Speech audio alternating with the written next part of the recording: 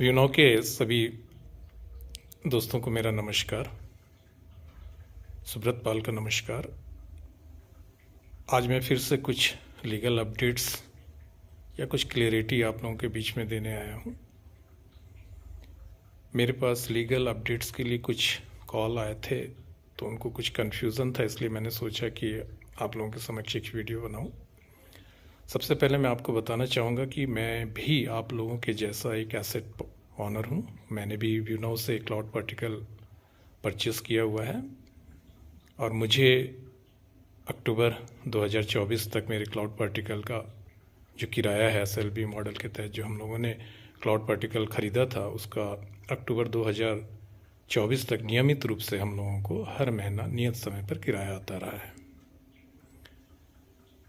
माह नवंबर 2024 से हम लोगों का किराया आना बंद हो चुका है, क्योंकि अक्टूबर में ही भारत की जांच एजेंसी ED के द्वारा यूनो की इन्वेस्टिगेशंस आरंभ हुई और यूनो के सारे बैंक अकाउंट फ्रीज कर दिए गए थे।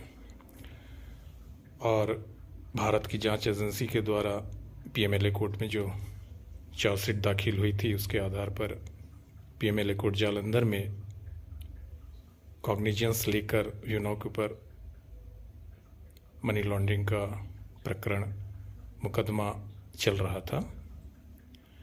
फ़िलहाल मैं आपको ये बताना चाहूँगा कि जो PMLA कोर्ट में जो मुकदमा यूनो के ऊपर चल रहा था, उसको 27 जनवरी 2026 को माननीय हाई कोर्ट पंजाब एवं हरियाणा के द्वारा सुनने कर दिया गया है, उसको निरस्त कर दिया गया है इस आदेश के साथ कि इसमें आप सबसे पहले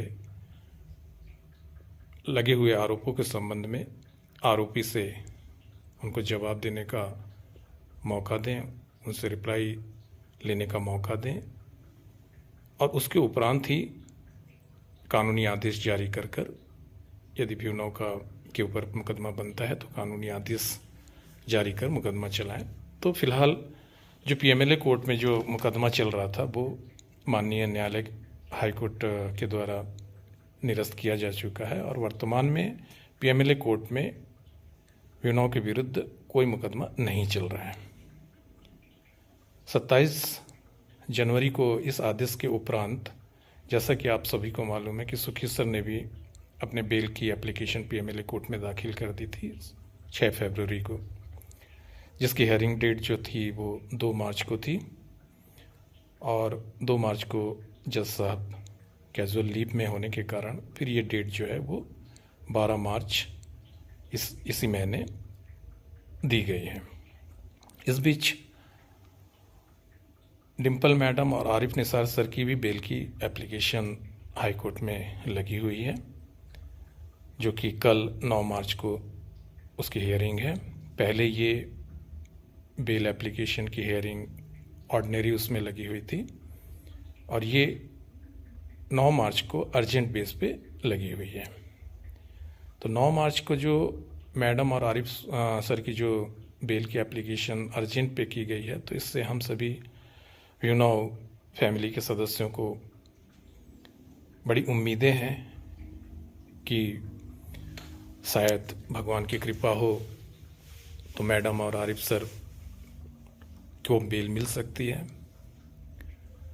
और इसके उपरांत 12 मार्च को PMLA कोर्ट में सुखी सर के बेल की हियरिंग है।